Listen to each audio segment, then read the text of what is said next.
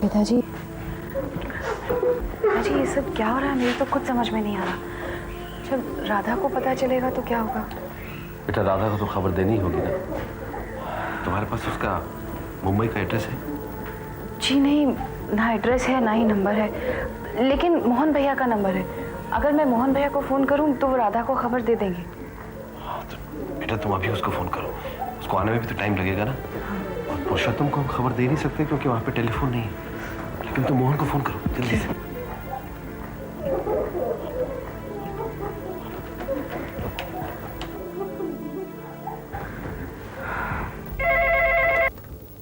Hello. Mohan भैया, मैं गौरी बोल रही हूँ। हाँ गौरी बोलो। तुम्हारी आवाज को क्या हुआ है? सब ठीक तो है ना? नहीं भैया, एक बुरी खबर है। भैया राधा के पिताजी गुजर गए। क्या? लेकिन कब, कैसे? हार्ट अटैक से। पुरुषोत्तम भी यहाँ नहीं है, वो माँ जी के साथ गांव गए हैं। भैया अब जल्दी से राधा को लेकर यहाँ आ जाइए ताकि वो अपने पिताजी के अंतिम दर्शन कर ले। हाँ गौरी तुम चिंता मत करो, बस हम लोग अभी निकल रहे हैं, बस पहुंचते ही हैं वहाँ। क्या हुआ मोहन? किसका फोन था? राधा, वो रामपुर से गौरी का फोन था। वो, हाँ। वो लाला जी। क्या हुआ पिताजी को? हाँ? राधा लाला जी नहीं रहे। राधा, राधा प्लीज देखो, हमें अभी निकलना होगा, वहां सब लोग तुम्हारा इंतजार कर रहे हैं।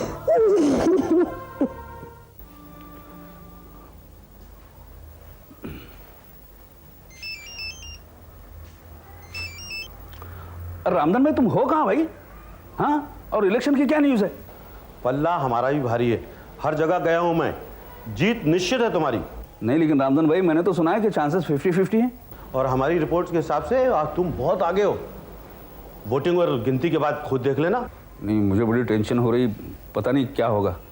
होना क्या है, तुम एमपी बनते नजर आ रहा हो मुझे, दिल्ली बुला रही है तुम्हें। काश ऐसा ही होगा। ऐसा ही होगा, मैं बाद में फोन करूंगा। जी थैंक यू। पता नहीं क्या होगा। पृथ्वी जी, चलिए आगे। पृथ्वी जी आपके लिए एक बुरी खबर है। क्या हुआ? लाला जी रामपुर वाले हार्ट अटैक से उनका देहांत हो गया है। ठीक। मीता, सीता, सीता,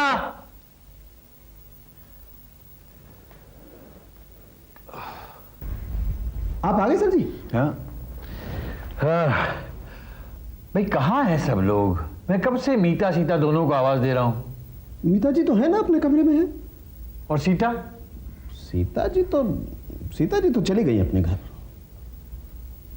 चली गई मतलब? मतलब बस क्या जी, वो बस चली गई।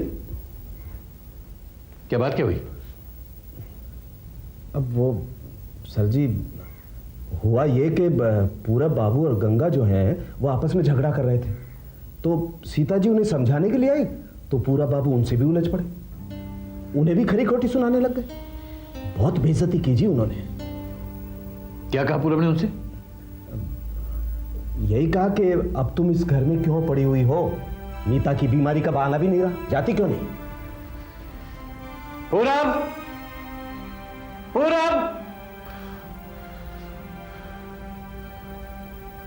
और क्या कहा उसने सीता से? उन्होंने कहा जी कि तुम तो यहां पर इसलिए पड़ी हो क्योंकि तुम्हें जनार्दन के साथ रहने की इच्छा है। मीता की बीमारी तो एक बहाना है, बस तुम्हें तो जनार्दन की जरूरत है। ये सब कहा उसने सीता से? कहा तो उन्होंने और भी बहुत कुछ जी, मुझे तो कहते हुए भी।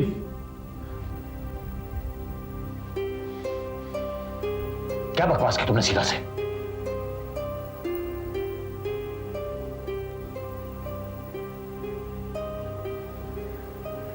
वही जो आपने सुना। बदतमीज। जनार्दन!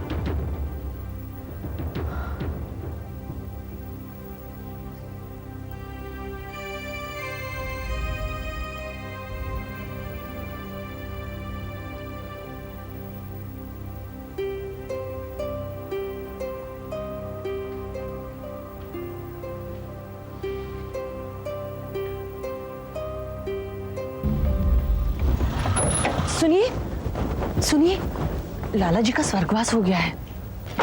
वो स्वर्ग में जाए या नर्क में, मुझे उससे क्या। ये क्या कह रहे हैं आप? हमें वहां जाना चाहिए। अरे हाँ भाई, जाना तो चाहिए, लेकिन मैं नहीं जा सकता। धनराज, तुम हो आओ। मैं? पिताजी, मेरा उनके साथ कोई वास्ता नहीं रहा। बेटा, तुम समझ नहीं रहे हो कि मैं सोच क्या रहा हूं। मैं तुम्हें वहां उसकी अर्थी उठाने या चिता जलाने के लिए नहीं भेज रहा हूं। मैं जानना चाहता हूं कि उसने अपनी वसीयत में क्या लिखा है, क्योंकि मैं अच्छी तरह जानता हूं कि उसने बहुत सारा माल और बहुत सारी जायदाद भी कमाई। ये कैसी बातें कर रहे हैं आप? चुप करो, ये मर्दों वाली बात है, तुम समझ। लेकिन ऐसे मौके पर राधा को वो हमसे और नफरत करने लगेगी। तब तो और मजा आएगा माँ, उसे बड़ा मजा चखाऊंगा मैं। क्या सोचती है, मुझसे पीछा छूट गया? हाँ, मैंने अदालत के फैसले के खिलाफ अर्जी दी है। इस तलाक को मैं नहीं मानता है। अभी भी राधा पर हक है मेरा। ये हुई ना मर्दों वाली बात, क्योंकि उस जायदाद की एक फूटी कौड़ी तक मैं उस राधा या मोहन को देना नहीं चाहता, उसे मिलने नहीं चाहिए। तुम एक काम करो, तुम निकल लो और साथ में दुबे और एक दो लोगों को ले जाओ। ठीक है। हाँ, बाय रोड चले जाना। धनराज,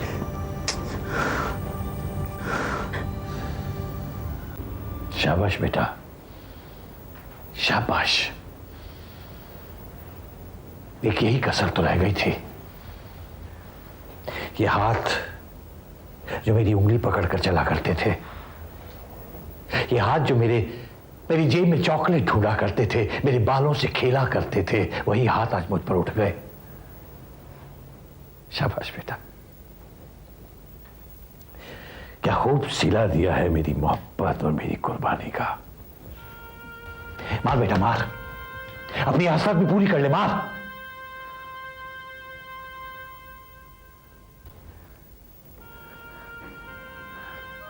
देखा मीता, ये पूरब कितनी जल्दी कितना बड़ा हो गया है। बाप की तरह प्यार करने वाले आदमी पर आज इसका हाथ उठ गया। शायद मुझ में कोई कमी थी, शायद मैं ही इसकी परवरिश ठीक से नहीं कर पा रहा है, इसीलिए इसका हाथ आज मुझ पर उठ गया। लेकिन रुक क्यों गया? क्योंकि जो एहसान तुमने हम पर किया है वो मुझे याद है, लेकिन जो कुछ भी तुमने हमारे लिए किया है उसमें तुम्हारा स्वार्थ नहीं था। तुमने मेरी मां को धोखा दिया है। वाह बेटा वाह, जरूरत तो मुझे थी तुझे और सूरज को पालना था, वरना न जाने दो बच्चों को लेकर कहां भटकती रहती। तुझे तो इनके एहसान मानने चाहिए, एहसान। अच्छा, तो अब इन्हें उस एहसान का बदला चाहिए, और इसके लिए वो हमें जिस तरह चाहे ट्रीट कर सकते हैं। हमें कोई हक नहीं है कि हम अपनी पसंद की जिंदगी गुजारें, लेकिन ये कुछ भी कर सकते हैं। दो दो बीवियों के साथ रह सकते हैं। ये जबान, ये तरीका अपने पिता से बात करने का। मेरे पिता, मेरे पिता, मेरे पिता, कितनी बार कहूं मैं इन्हें अपना पिता नहीं मानता। मैं कहती हूँ माफी मांग इनसे, माफी मांग। तू इन्हें अपना पिता न समझ, लेकिन ये तेरे माँ के पति है, या फिर मुझे भी अपनी माँ मानने से इनकार कर दे। माँ तुम क्यों नहीं समझती? ये तुम्हें नहीं चाहते, ये सिर्फ सीता को चाहते हैं। आपसे मतलब निकल गया, इसलिए सीता को लाकर यहां रख दिया। जनार्दन, माँ अब भी कुछ नहीं बिगड़ा। माँ, ये आदमी बहुत स्वार्थी है, छोड़ो इसे। मेरे पिता के साथ माँ। पूरब, चला जा मेरी नजरों के सामने से, चला जा।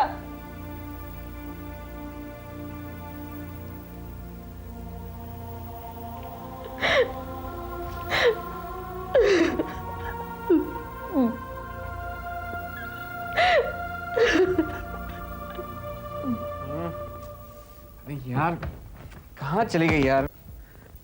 तो रखी थी कार्ड, इधर होगी। पद्मा, पद्मा, कहाँ चली गई चाबियां यार?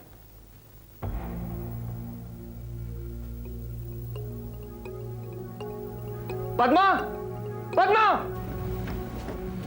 क्या है ये? क्या है ये? क्या है इसमें? कहाँ से मिला? यहाँ पर गद्दे के नीचे। ये क्या चल रहा है इस घर में? हैं? जादू टोना? तुम फिर गई थी उस फ्रॉड गुरु के पास?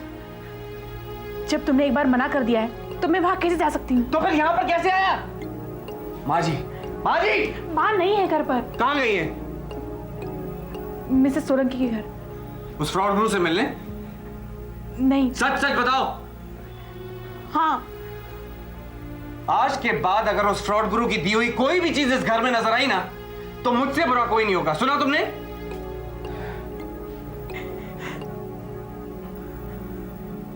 देवी, हमें यह ज्ञान हो रहा है कि तुम्हारा, तुम्हारी बेटी, आने वाले बच्चे और खुद अपना दुश्मन तुम्हारी बेटी का पति है। वो हम पर भरोसा नहीं करता है, वो हमारी विद्या पर भरोसा नहीं करता है। आप सच कह रहे हैं गुरुजी। संजय को आप पर भरोसा नहीं है, इसीलिए उसने पद्मा को यहां आने से मना कर दिया है। पर गुरुजी, मुझे आप पर विश्वास है। मैं मेरे घर की, मेरी बेटी पद्मा की और उसे होने वाले बच्चे की भलाई चाहती हूँ। इसीलिए आपकी दी हुई पुड़िया मैंने सबसे छुपकर बिस्तर के नीचे रख दी है, और आपके बताए हुए मंत्र का भी मैं हमेशा जाप करती रहती हूँ। अच्छा किया, क्योंकि आने वाले दिन तुम्हारे, तुम्हारी बेटी और आने वाले बच्चे के लिए बुरे हैं, और वो मंत्र और पुड़िया उसी का तोड़ है।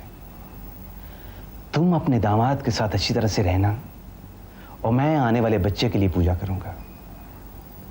हो सकता है कुछ दिनों के लिए तुम्हारा दामाद शहर से बाहर जाएगा, और मैं चाहता हूं कि तुम ये कोशिश करना कि वो बाहर जाए, क्योंकि उसके बाहर जाने में ही हम सबकी भलाई है और इस काम की आसानी। और फिर चिंताएं कभी मुड़कर तुम्हारे द्वार पर नहीं आएंगी। आपका आशीर्वाद है तो मुझे कोई चिंता नहीं।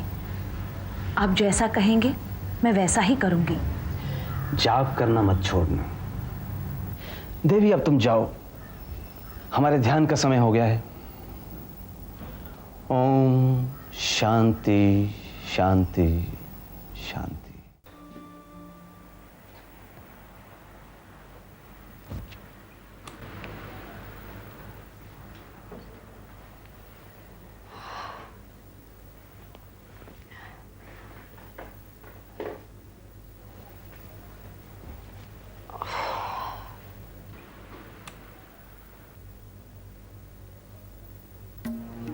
देखा था मैंने तुम्हें विजय के साथ, बड़ी खुश खुश नजर आ रही थी। सूरज का जरा भी ख्याल नहीं था तुम्हें।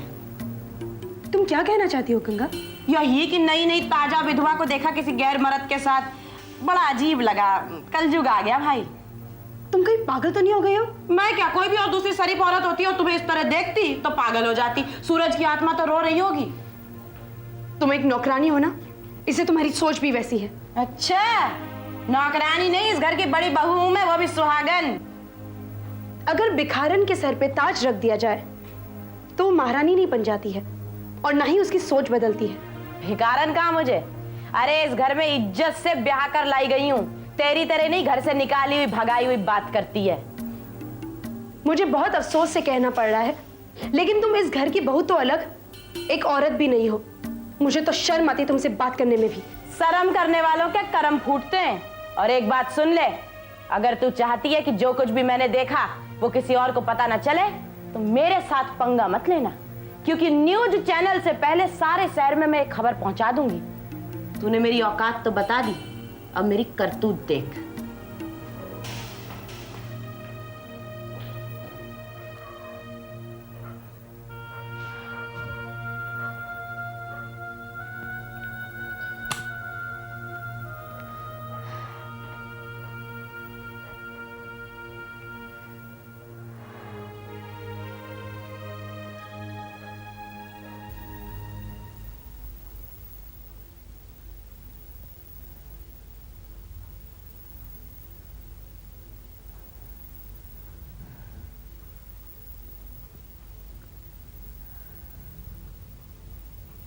सोनल, ये जो तुम्हारे सर है ना, ये मेरे बचपन के दोस्त हैं। फिलहाल सीता माँ तो घर पे है नहीं, और गौरी भी रामपुर गई हुई है, इसलिए खाना मैं ही ले आई। राधा, मैं अब तुम्हें खोना नहीं चाहता। बिना सोचे समझे मैंने तुम्हें सपने देखने के लिए मजबूर किया, लेकिन वक्त ने हकीकत को मेरे सामने लाकर खड़ा कर दिया है कि मैं सिर्फ राधा को प्यार करता हूं। राधा राधा राधा क्या है ऐसा राधा में जो मुझ में नहीं है? क्या मैं उससे ज्यादा खूबसूरत नहीं, या फिर मैं उससे ज्यादा अमीर नहीं? और सबसे जरूरी बात मोहन, मैं तुम्हें पागलपन की हद तक प्यार करती हूँ। सोनल, मैं राधा को नहीं छोड़ सकता हूँ। धनराज जैसे इंसान के साथ जो उसने इतने दिन गुजारे, वो सबका जिम्मेदार मैं हूँ। उसके प्रति मेरा कुछ कर्तव्य है। आज वो सारे बंधनों से मुक्त होकर मेरे पास आई। मेरे अलावा उसका और कोई नहीं है। तुम्हें उसे छोड़ना होगा, तुम्हें मुझसे शादी करनी होगी। सोनल, मोहन, मैं तुम्हें वो हर खुशी दे सकती हूँ जो तुम्हें राधा नहीं दे सकती। सोनल, मेरी पापा मेरी बात कभी नहीं टालेंगे। चलो मोहन, अभी हम लोग शादी कर लेते हैं। चलो ना सोनल, हम लोग अभी शादी करेंगे। नहीं, चलो ना, चलो ना। सोनल, मोहन, तुमने तो बड़ी आसानी से मुझसे पीछा छुड़ा लिया, लेकिन मैं इतनी आसानी से तुम्हारा पीछा नहीं छोड़ने वाली।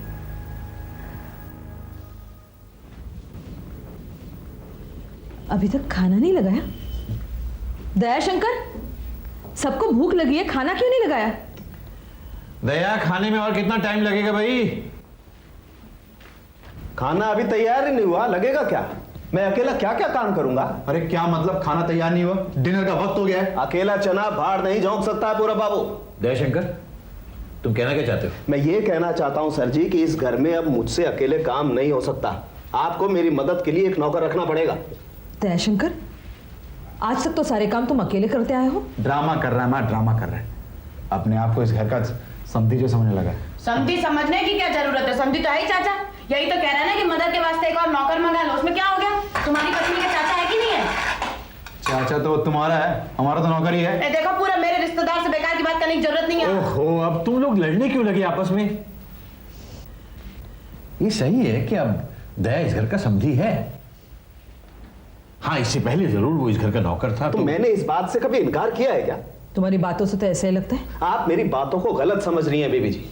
मेरे कहने का सिर्फ इतना सा मतलब है कि पहले तो गंगा भी मेरी मदद कर देती थी, लेकिन अब उसके लड़की है बेचारी के, वो क्या करेगी? तुम एक बात याद रखो दया, तुम इस घर में नौकर बन के आए थे और नौकर बनकर रहोगे।